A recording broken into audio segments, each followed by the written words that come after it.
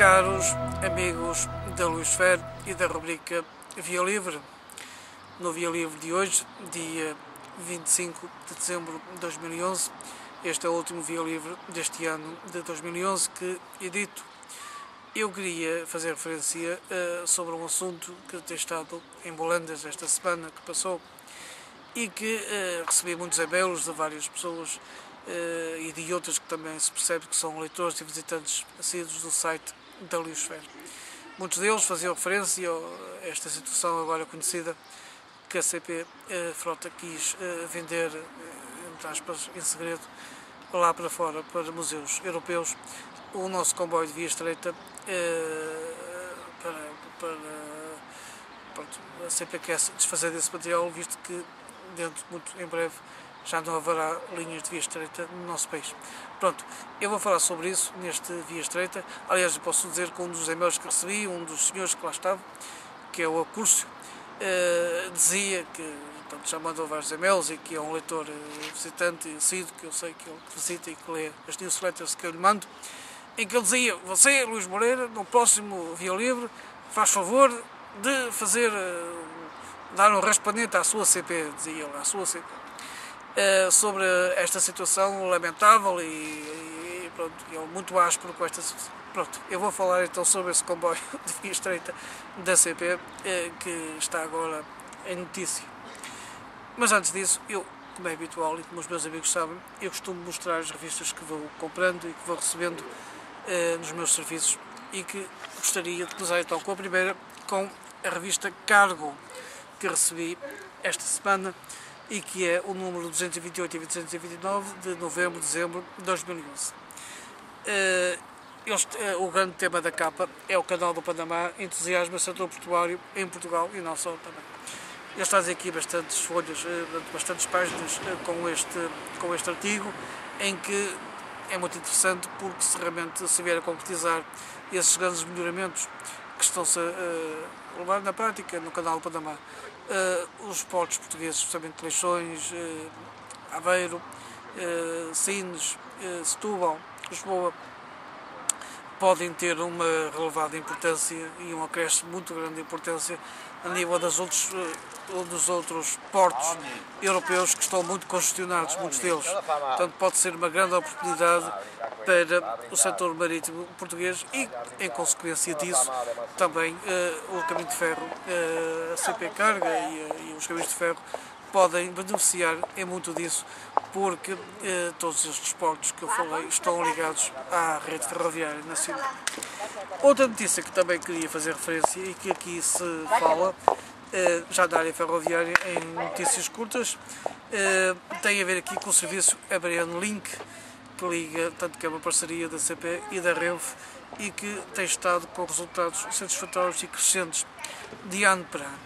Pronto, são estes os grandes temas da revista Cargo, o último número que saiu.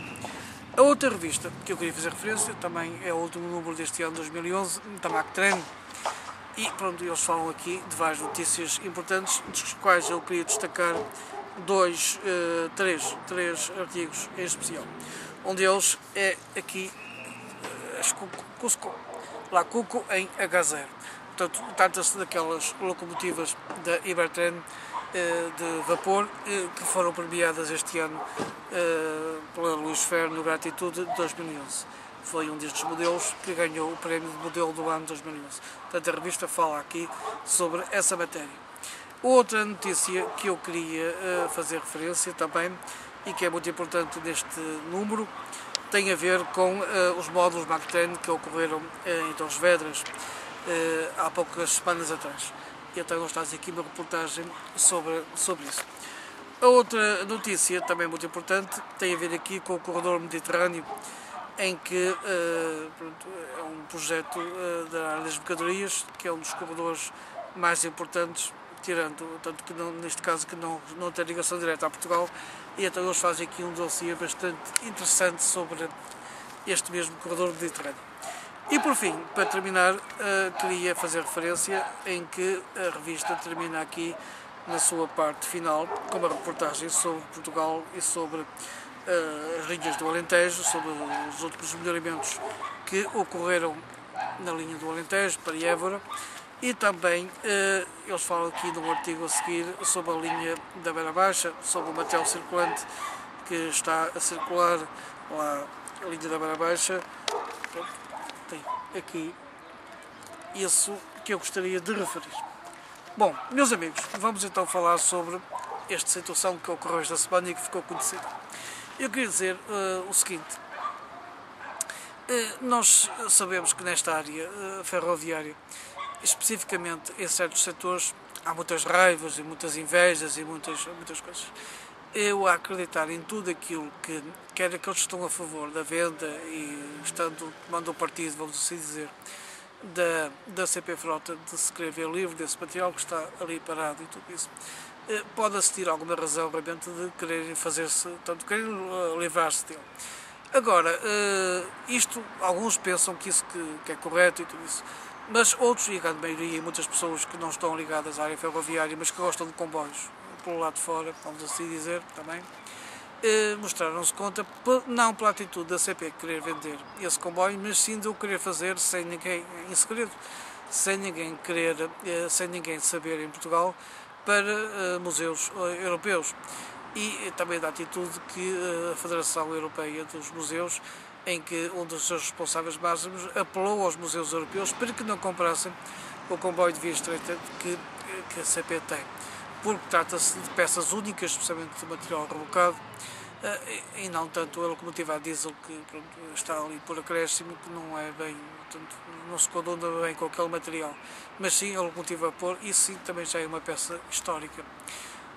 Pronto, eu penso que essas pessoas que estão por fora que têm mais razão que a CP. Mas há uma coisa que eu queria dizer. Eu penso que nós, no nosso país, vamos cometer um erro gravíssimo, que é de aniquilar totalmente a linha de via estreita em Portugal. Há projetos que se pensam para esse tipo de via.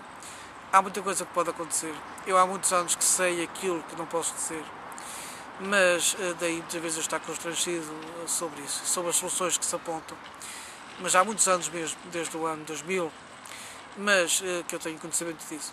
Mas aquilo que eu queria dizer é que, mesmo que ele não venha a circular de maneira regular ou num evento histórico para assinalar qualquer data, o comboio deve ficar em Portugal, deve ficar preservado numa secção museológica ou então no entroncamento, se lá tiver lugar, ou então numa secção museológica, e não ser vendido lá para fora para o estrangeiro. Eu acho que mesmo daqui para uns anos que nós estejamos, peço a Deus que isso aconteça para todos, numa situação muito melhor do que aquela que agora estamos, ou seja, não estarmos em crise.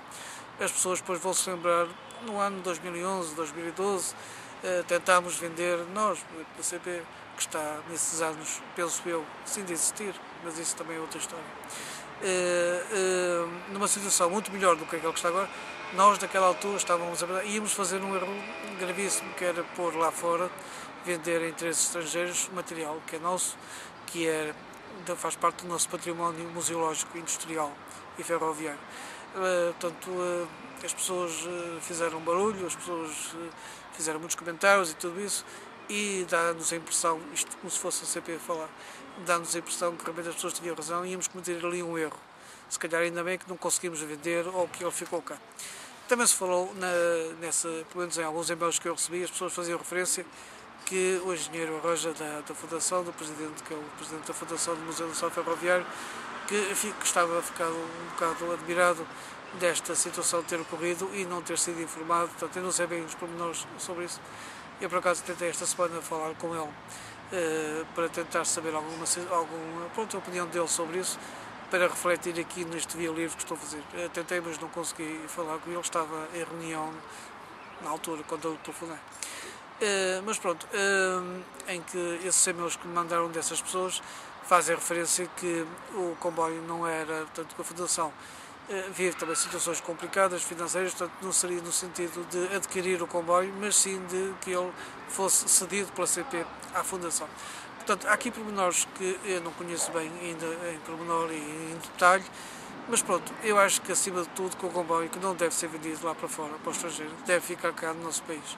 Faz parte da nossa história e do nosso património ferroviário, Portanto, eu penso que isso que não devia acontecer. Pronto, era isto que eu queria dizer. Outras coisas também poderiam ser ditas, mas não há condições para as poder dizer, pelo menos no tempo que agora estamos a viver. Realmente estamos a falar da via estreita e eu acho que se isso, se a CP aniquilar de vez o Volga, portanto, tirando os do norte do país, que já as linhas de transmontes que vão fechar definitivamente agora em janeiro. Mas se a CP aniquilar muito a breve prazo o Volga, a linha de via estreita de Portugal desaparece.